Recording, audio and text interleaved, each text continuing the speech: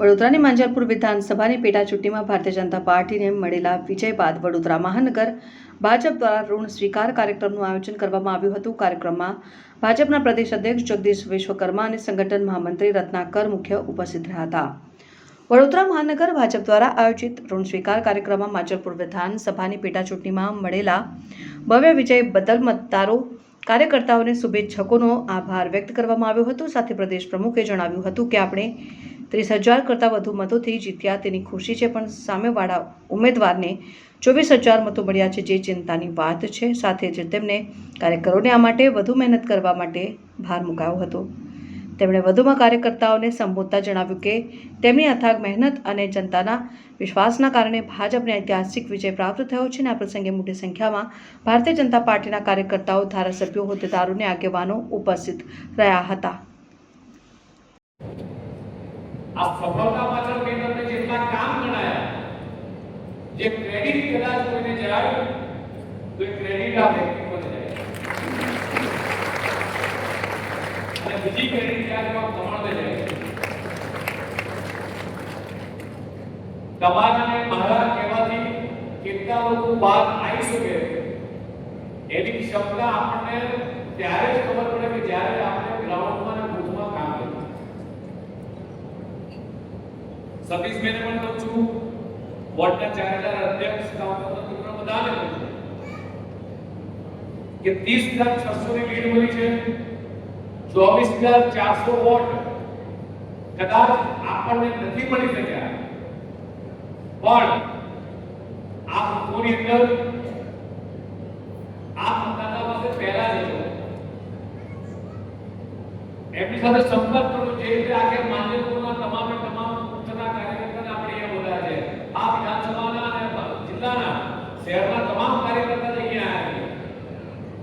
તો જે જગ્યાએથી મત મળ્યા છે અને ત્યાંથી કદાચ મત નથી મળ્યા, સમર્થન નથી મળ્યું, ત્યાં સુધી પહેલા એ લોકોને ત્યાં શું કઈ પ્રકારની એની સમસ્યા છે, એ સમસ્યા હલ કરી શકો તો કદાચ 24,000 વોટ પણ એ આવનારા દિવસોમાં આપણા ખાતામાં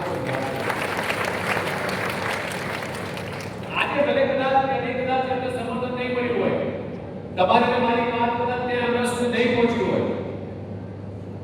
2022 ની અંદર કુલ વોટિંગ 60% થયું, ભાજપને 75% વોટ શેર મળ્યો, 24 માં પણ 60% મતદાન, 80% વોટ શેર. આ વખતે 37% અને 67.18% વોટિંગ છે. પણ હજી આપણે આના કરતા વધારે મહેનત એ આગામી દિવસોમાં કરવાની.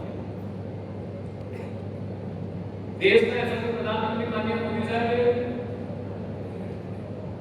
140 કરોડ ભારતીયોને માથું ઊંચું કરીને છાતી ગાડીને પ્રજાની વચ્ચે જઈ શકે, કાર્યકર્તા જઈ શકે એવા તમામ કામો કર્યા. પરિકલ્પના કરો એક સેકન્ડ માટે કે 2014 પહેલાનું ભારત અને 2014 પછીનું ભારત.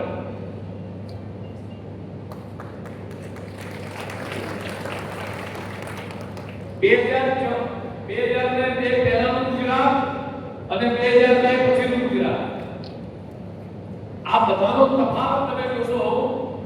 અને આ દેશની પ્રજા અને ગુજરાતની પ્રજા બારે વિજય કમળને માનનીય મોદી સાહેબના ભરોસાના વિશ્વાસ પર વોટ આપે છે.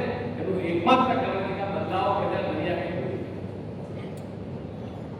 30,000 ની લીડથી જીત્યા એનો આનંદ છે, પણ 24,600 વોટ મારા ખાનામાં નથી પડ્યા એનો મને ખેદ પણ છે. સતીશભાઈ આખી ટીમને મારી વિનંતી છે કે આપણે કઈ રીતે આને આગામી દિવસોમાં કવર કરીશું.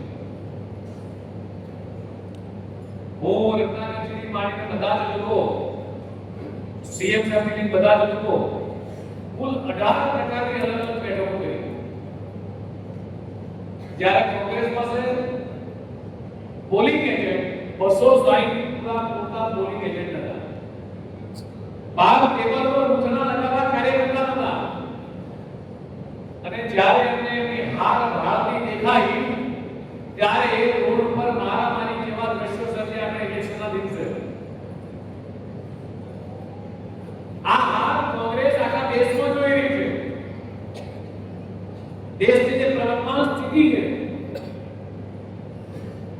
એ સ્થિતિને આપણે સમજવાની જરૂર છે. મારા તમારા દીકરા દીકરીના સ્થિતિનો ચોક્કસ ખ્યાલ આપવાની જરૂર છે કે આ દેશમાં જે સ્થિતિ ચાલે છે